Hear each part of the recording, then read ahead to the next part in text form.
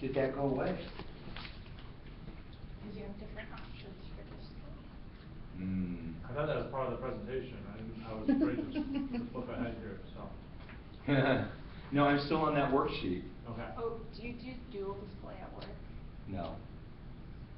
It was showing earlier? Oh, but it is set up for that. You may just need Here, to drag right, it let's over, wait. or, there you go.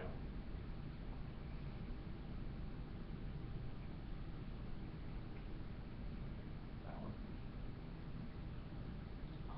Yeah. Use the arrow keys. I'm like slightly You're right there. dyslexic, so to like, even, okay. What am I going to output to? Clone displays, monitor plus. No. I would go to extended display. They look right? exactly the same. I'm pretty sure that's a law of transitivity. Oh. Is that? There it is, there we go. Okay, great.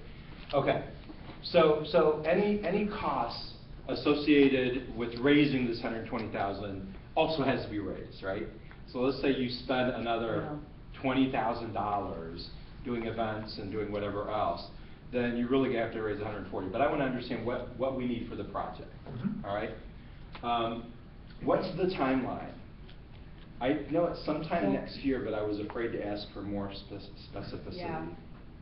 Every time I've asked Bruce, he'd say spring, summer next year is when they want to start construction. So Yeah, when we left Nicaragua in early May, it was January 2015, but that doesn't seem likely.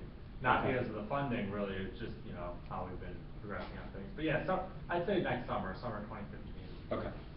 So the end state is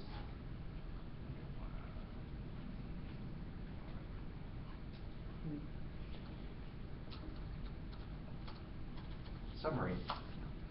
All right. Now, are you going to need, I guess I want to understand, are you going to need some of that money earlier? Is it like, are you going to need pretty much all of it when you go back down to do this work?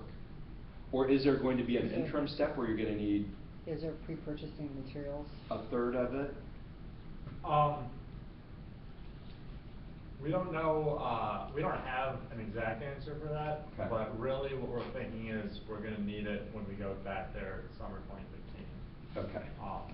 It's not really like that. I would say at least 85% of the cost of the total budget would be needed at the time. And the rest needed Because it's before or really after? Before. Okay. So like, whether that's sending funds down ahead of time to like reserve A down payment. a down payment, and then the cost of implementation QA and QC costs. So that's $2,000-3,000 for applying for projects. Okay. So I want you to think about these things because that will, when we get into talking about the specific ways to raise this, some of the things we'll talk about can get you money faster than other things, right? And even a big, you know, if you want to do a black tie gala, that takes a while to plan and to market, right? You want to sell a couple hundred tickets or something, it takes a while to do that. So, but a grant, if you have some time to do some research on grant sources, local grant sources, you could get some starting money that would go toward this 15%, but also maybe pay for some of the upfront costs for planning an event or something much sooner. Okay, so that I want to keep that in mind. Now, let me ask some tricky questions, but probably easy. Has there been any money that's been committed so far? For this particular I would say no. Like it's things like the bowling fundraiser went to our general stash, but we can count that. We got in the area. What do we? You know what we have in our account roughly, Esther? I would ballpark it at like $7,000 to $10,000. For the project? Or no, just like in our general account. Oh, in our general account, we have over $25,000 Ooh. in total. Okay. Oh, after implementation. I've not looked at it, but once again, we always have to think about, so we have monthly costs, and we can't take our bank account down to zero just to throw the biggest event. So I would say maybe there's $5,000 to $10,000 that could be used directly for a project. That could be earmarked for this. Yeah. Okay. So we'll just we'll put it in at that, 5,000 to 10,000. Okay. All right. So now here's another thing. Are you guys your own nonprofit, or Well, does everything have to go through? Everything has to go No. through national. Okay. Yeah. We have 'Cause nonprofits. They're the 501c3. Yes, they are. You guys don't have your own 501c3 status. That's fine. Right. And I totally understand that people can give money directly to your chapter, right? Yeah. Because I went to your donation page and looked at that, so I see that, and I see I can restrict it to a specific project, Mhm. Yeah. right? So, okay, so I wanted to go back to the national website and look a little more closely at, it looks like they have a grant process, Mhm. right? They do. Okay. Aside from that, we're gonna consider that a grant, because you have to apply for it, I'm guessing. They Yeah. won't just say, here it is, you're Yep, doing this yeah. project, thanks, here it is. Yeah. So you're gonna have to apply for it and prove to them that you've got a feasible plan, a workable plan. So we're gonna consider that when we talk about grants, which is great. That could be an easy grant, right? Hopefully. Anything else they'll kick in? Or would it, anything that they're going to do come through that granting process? In the past, there's been a matching program, and essentially EWB USA spends the whole year getting funds from Google and Lockheed Martin and these large organizations. Then they put a Mhm. pot together, and then each chapter gets one donation, and then it's matched to a certain percentage. So I got $100.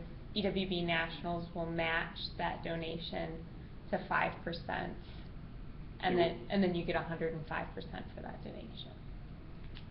Okay, so you got $100 and they'll kick in $5? Right. Okay. They're You still get- doing if- that? If you got somebody to write you a check for $1,000, they'll kick in $50. Correct. Okay. And it's to a cap. I think it's a $5,000 cap. Okay. So are they matching only individual donations, or would they match if you got a $10,000 sponsorship from? Like I a said, company? it would be a cap.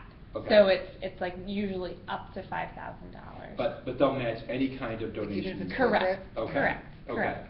If you throw an event, will they? And then if you're tricky and you hold all your money to the end, yeah.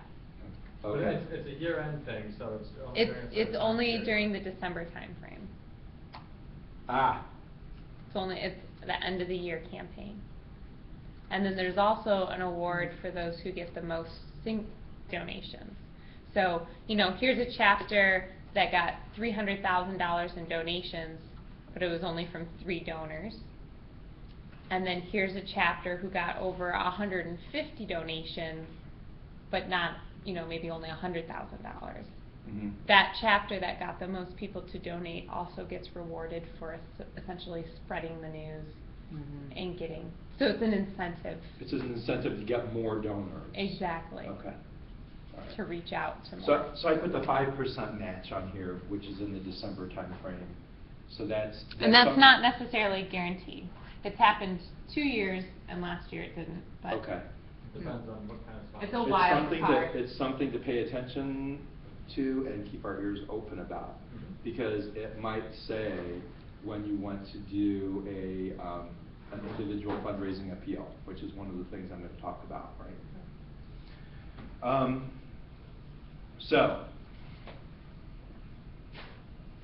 I'm going to say that, we're net, if I take out this $5,000 to $10,000,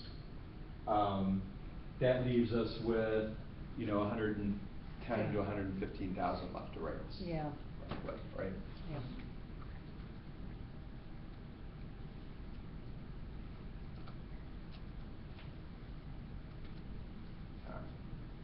So we're still close to that 120K that we need to raise, or it may be a little less, right? But we think it's between 100 and 120. We're going to talk about 120. So what I want to do then is move on. And I want to talk about a couple of things that you might want to undertake. And one of them, Brad is certain you're going to assign to him. Which one is it? And it's this one. There's a notion in fundraising that nonprofits take on, that you need to have a case, what they call a case for support. And I'm going to suggest this as an exercise that you do not at the level that a serious nonprofit would do it, because like before we did our capital campaign, we created a case for support. And what it is, it's a compelling story that has specific components in it that help you raise the money. And you can use components of that case, and it's not love. I'm going to suggest a page. But you use components in that case for support in all the fundraising you do. You write a grant, you take pieces right out of there, copy and paste them into sections of your grant proposal. You are at an event, the person who's speaking on stage to talk about your project can take pieces right out of there. It helps you have a consistent message, and it helps you think about what your message is in a compelling way, so that when you tell it, you're being consistent and you are having the most impact, hopefully, okay? So I'm going to talk about kind of what a case statement looks like. And I don't want you to get freaked out, because there's a lot of words that are going to come up on the slide. But I want you to think about, these are the things that we think about or that we draw from when we're putting this together. And some of them are more organizational in form, but it's really to give you some credibility. So what we want to do is we want to create some awareness and insight to the problem. And this is going back up to the top. What is our goal? Our goal isn't to raise money to go back to Nicaragua to finish a project. Our money is to bring safe drinking water to the residents of this community, right? That's our goal. You're creating awareness, and why is that important? How many people are impacted? And what do they have to do now to have safe drinking water, or don't they? And if they don't, what impact is that causing? So you're creating an awareness of the problem. That can come from the overall objectives of the project. You want to talk about the desired achievement. What do you want to have happen? You're going to prevent people from having to go elsewhere and haul in water, or you're going to prevent people from getting sick because they know that the water is not safe, but they drink it anyway. You want to talk about what's in place, and that's your objectives. You've kind of got a plan. You know what you want to do. You could even draw out a timeline. So you're going to put some structure to that, or pull it in to your case for support, and talk about, here's what we have, here's what we've done already, right? And here's what we have left to do. And so that's another piece. You're going to talk about you're going to tell stories whenever you can. How many of you went to Nicaragua in the trip earlier this year? I went to Nicaragua. Esther has traveled for other projects. Okay. So you went to Michelle has done non-EWD projects all okay. over the place. So you want to tell stories, if you have stories directly from this project, from your initial trip, and stories, even if they're internal, about your planning for it and why you picked this, why this resonated with you guys. You want to talk about why you're doing this, and how ultimately every nonprofit is raising money for people. That's a definition of a nonprofit. Every nonprofit is there to serve society. So you're going to talk about the people you're serving.